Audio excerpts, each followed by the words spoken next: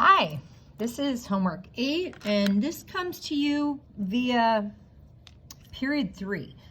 They had shared that these were some of the ones on the quiz that they struggled with. So I'm calling this post-test review. After the quiz, what do we still need help on? So let's graph these 2 points, 2, 2, and 5, 4. So this is a line segment. Okay, so it's saying reflect it over x is equal to -2. So, oh wait, it says y. Oh, that matters, right? Y is equal to -2. So, as I always say, I don't know why y is equal to -2, but it is. So if we make a t-chart and we look at this as an equation, when y is equal to -2 and it tells us nothing about x.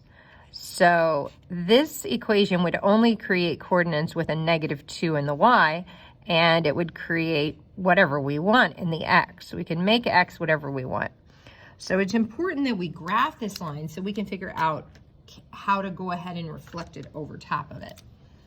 So graphing these points, 0, -2, 1, -2, -1, -2, we notice that, aha, this is the line. This is the line when y is equal to -2. Now I can flip something over this.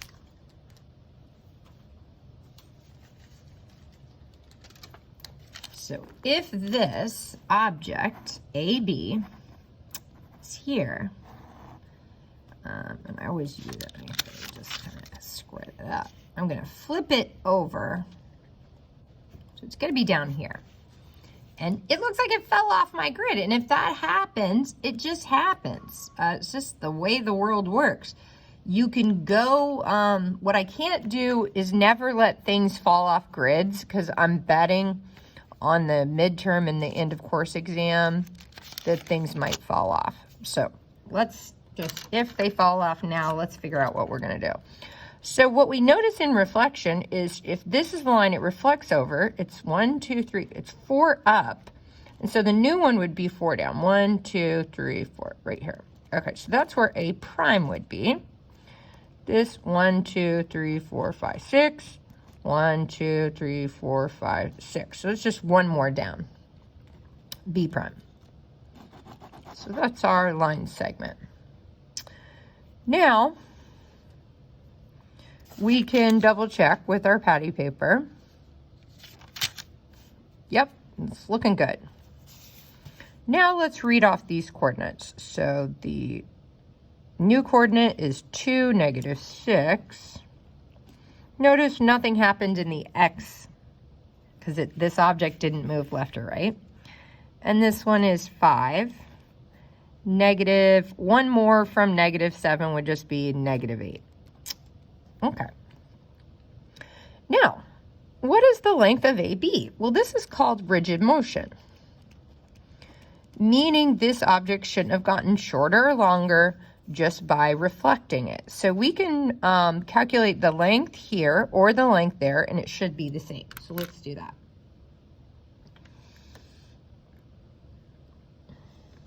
So you can use the distance formula. I usually, if it's already graphed, I'm just going to use Pythagorean Theorem. So I notice that I can sketch a right triangle, and this distance is 1, 2, 3. 3, 1, 2, 2. And the length of this line has to be a decimal, about 3. So if I look at the length of this line and I kind of line it up with this axis, I'm like, oh, it's a little bit longer than 3, but not quite 4. So Pythagoras said a squared, one of the sides squared, plus b squared, one of the other sides squared, has to equal this hypotenuse squared. So 2 squared plus 3 squared is 4 plus 9. And I get an answer 13, but that's definitely not the length of that. That would really fall off the grid. So it's We actually want to know what C is, so if we take the square root of both sides, we'll get the decimal we're looking for. So the square root of 13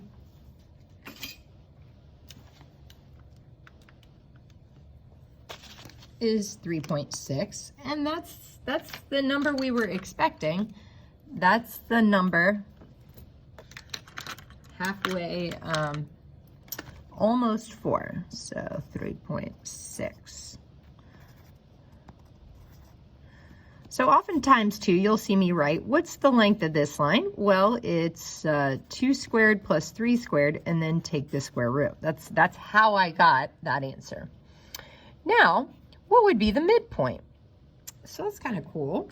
Me in third period thought, oh, we could do this a couple ways too. We could just read the coordinate, and it's actually going to be a decimal. So it looks like it's 3.5 over and up 3. Okay. We could also use the formula just to review.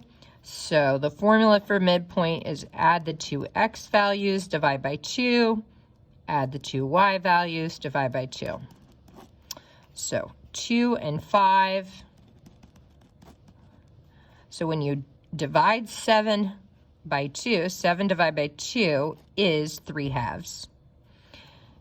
2 and 4 is 6. 6 divided by 2 is 3. So awesome. So this is the midpoint, and you could show it like a fraction, or you could show it like a decimal. Let's look at the next one. This is graph coordinate C, -5, -3. Graph coordinate D, -2, -1. Okay. Now, reflect it over x is equal to -1. So now we kind of got the same thing going on, but now x is -1, and it only gets to be -1, and you can graph as many coordinates as you need till you figure out where this line would be. So you can just make up numbers, it doesn't matter. Let me graph a few of these points. X is -1, 0, -1, 2, -1, 1, -1, 3. Definitely, if I just kept going, I'm going to be graphing this line here. That is the line we're going to reflect this over. Okay?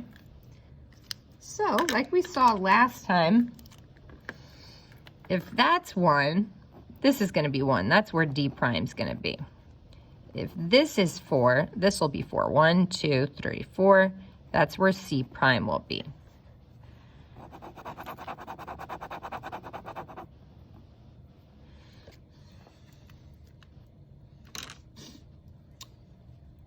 So we can do it with patty paper, and I don't know if you noticed, but this thing is pretty close to C and D. It looks like the same length. They have the same length.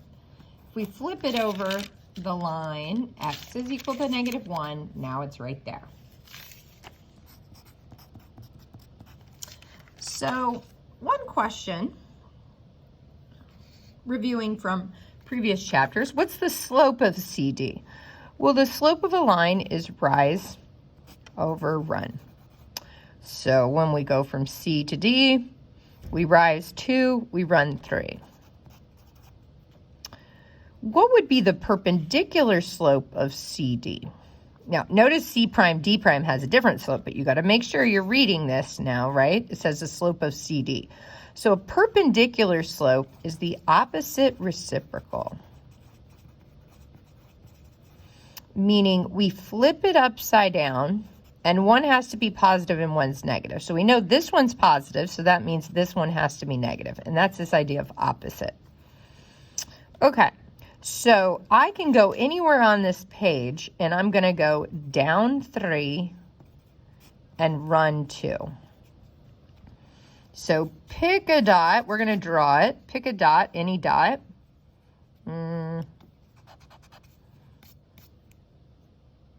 Maybe here. Down 3, run 2. Make a dot. Down 3, run 2. Make a dot. Down 3. Oh, I fell off. Go up here too. Notice that's perpendicular to CD. If your line doesn't look perpendicular like mine does, you know you did something wrong.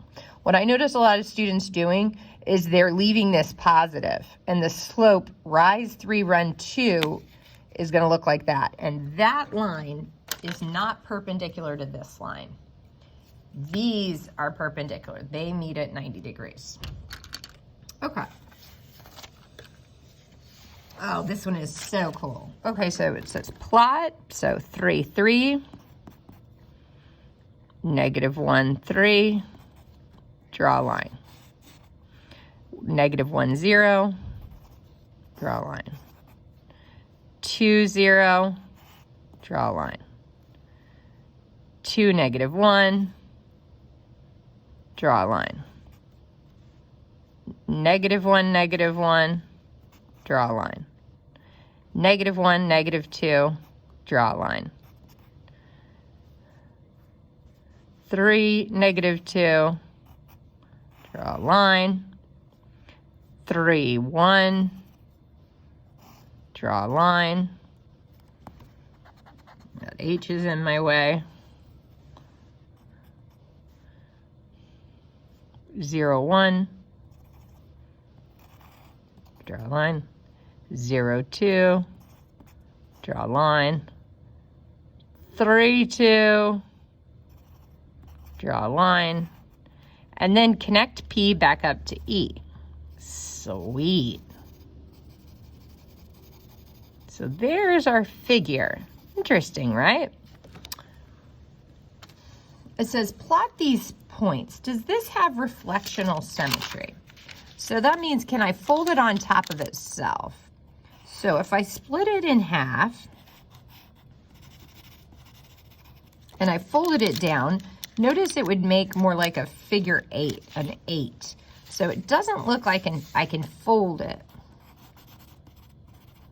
If I fold this over, notice how it fills in these gaps. So I have to say no, it doesn't have reflectional symmetry. Does it have 180 degrees rotational symmetry? Yeah, I think it does. So if I rotate it upon itself, so that's probably about the middle of itself, 90, 180, bam, lays right on top of itself. 90, 180, bam. So, yes, we call that having point symmetry.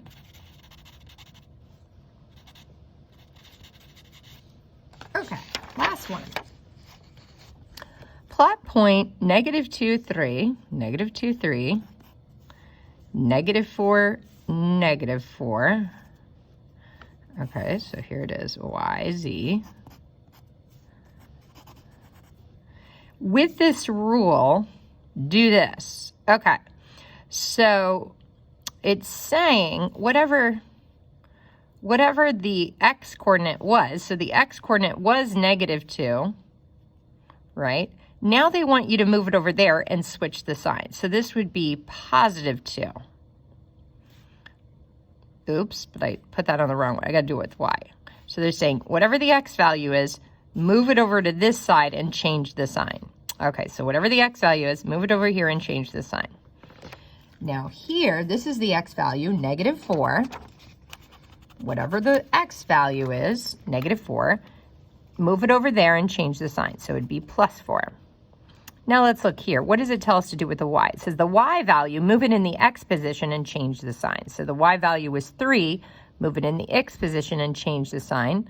The y value is -4, move it in the x position and change the sign.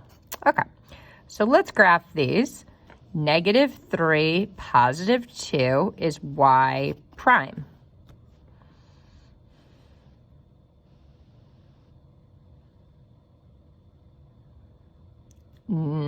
+4 is z prime. Cool.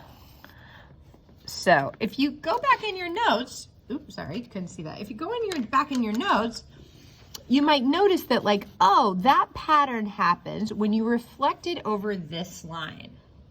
So this guy is now this over there. Pretty neat. Thanks for joining us.